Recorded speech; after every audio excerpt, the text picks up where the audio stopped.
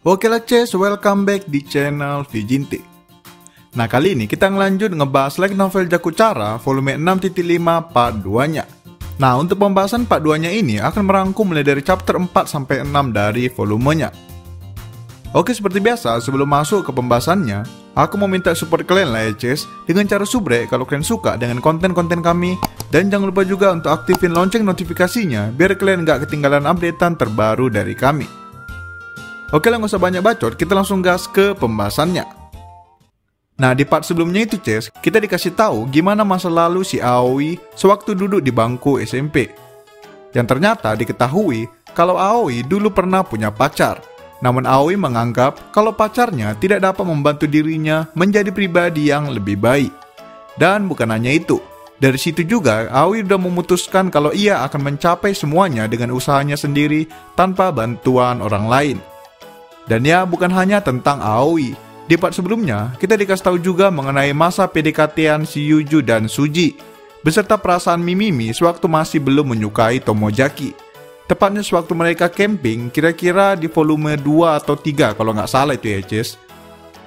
Nah sekalian, Mimin juga mau bilang kalau di volume 6.5 ini berisi cerita mengenai selingan dari volume 1 sampai 6 yang belum pernah diceritain, entah itu di anime maupun light novelnya. Oke, itulah sekian ringkasan singkat mengenai apa yang terjadi di part sebelumnya Cis. Sekarang kita mulai ngebahas dari chapter 4-nya. Oke, di chapter 4 ini mengambil cerita selingan dari Fuka sewaktu masih duduk di bangku SMP. Sewaktu SMP, Fuka merupakan gadis pendiam yang bahkan sama sekali tidak mempunyai teman satupun. Bukan nolep ya Cis, kalau nolep kan berarti menolak untuk bersosialisasi, sedangkan si Fuka ini lebih ke kesulitan bersosialisasi. Jadi ya, dia pengen punya teman, namun dia nggak tahu caranya. Nah, hari-hari masa SMP Fuka pun dilalui tanpa adanya teman, sehingga membuat Fuka lebih sering menghabiskan waktunya di perpustakaan sekolah. Fuka merasa perpustakaan merupakan tempat yang paling nyaman dengan dirinya, karena ia tidak perlu ditolak maupun bingung apakah diterima oleh orang lain atau tidak. Fuka pun akhirnya menemukan tempat yang nyaman bagi dirinya. Nah, karena sering berkunjung ke perpustakaan, Fuka akhirnya mulai bisa akrab dengan salah satu pengawas di sana bernama Koda. Koda merupakan pengawas sekaligus guru di sana. Fuka pun lama-kelamaan mulai bisa mengobrol dengan lancar dan terbuka dengan Koda. Mengingat mereka berdua sama-sama merupakan pecinta buku, topi dan kegemaran mereka pun akhirnya sinkron. Nah, pada suatu hari, si Fuka ini sedang membaca sebuah buku yang dimana buku tersebut sangat relate dengan dirinya, yang tidak diterima di sebuah circle maupun kelompok. Fuka sangat tertarik dengan buku tersebut, karena ia merasa kalau dirinya ialah karakter utama di buku tersebut. Nah, setelah selesai habis membaca, Fuka mendapat pelajaran kalau ia hanya perlu berjuang lebih keras lagi agar dapat diterima oleh orang lain. Koda di sini juga memberikan beberapa saran untuk menyemangati Fuka. Akhirnya, pada saat di kelas, Fuka pun mencoba untuk berinteraksi dengan salah satu kelompok cewek yang ada di kelasnya. Namun, semua tidak berjalan lancar. Fuka tidak bisa mengikuti topik dan berbaur di sana. Dan bukan hanya itu, sekelompok cewek tersebut secara terang-terangan menolak kedatangan Fuka. Fuka pun seketika mulai ngedown dan bingung harus gimana lagi. Oke, tiba saatnya hari kelulusan. Hari-hari Fuka pun hanya ditemani oleh perpustakaan dan Koda. Namun, sebelum Fuka pergi, Koda sempat berpesan kalau ia dari dulu sudah menjadi teman Fuka, yang artinya dari dulu Fuka sudah berhasil mendapatkan seorang teman. Sehingga, Fuka hanya perlu meneruskannya hingga berteman dengan lebih banyak orang lagi. Mendengar itu, Fuka pun kembali termotivasi dan ingin terus mencoba lagi. Nah, hal itulah yang membuat Fuka bisa bertemu dengan si Tomojaki Cis.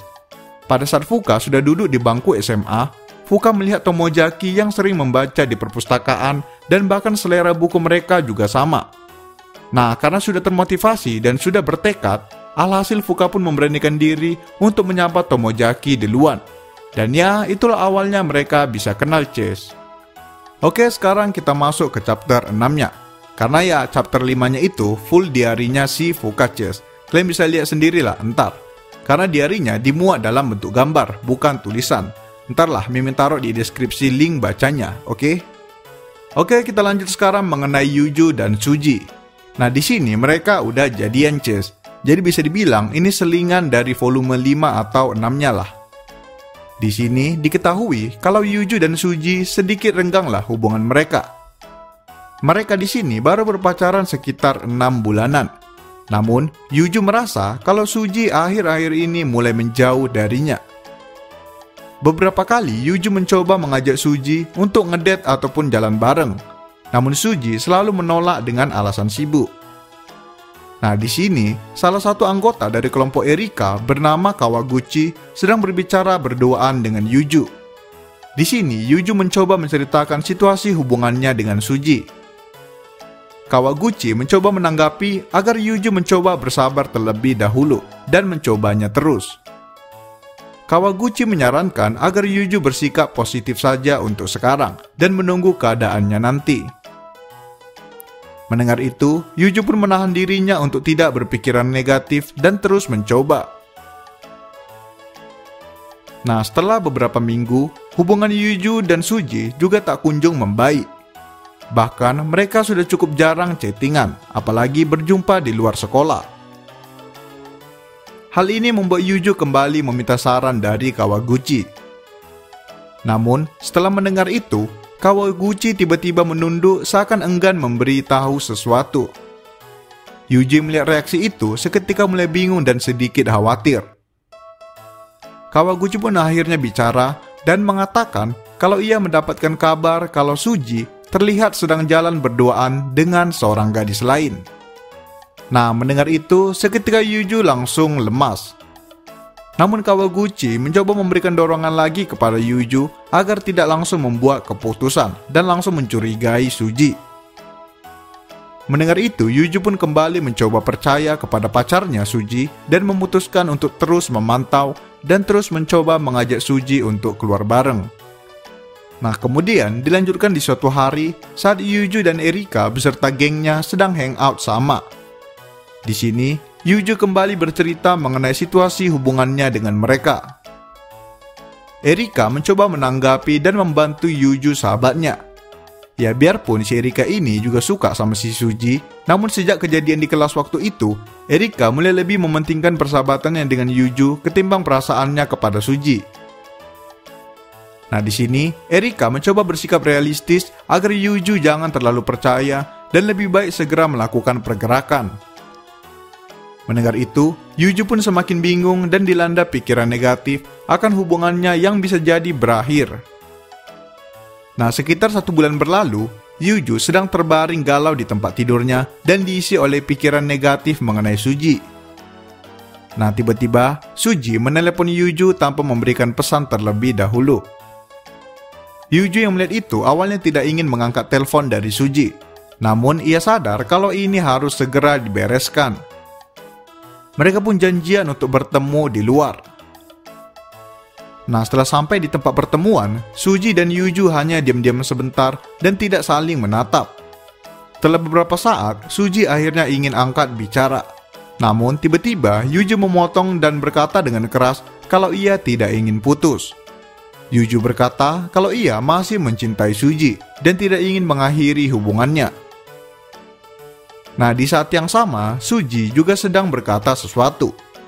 Suji mengucapkan selamat ulang tahun kepada Yuju yang tengah berteriak sambil menyodorkan hadiahnya.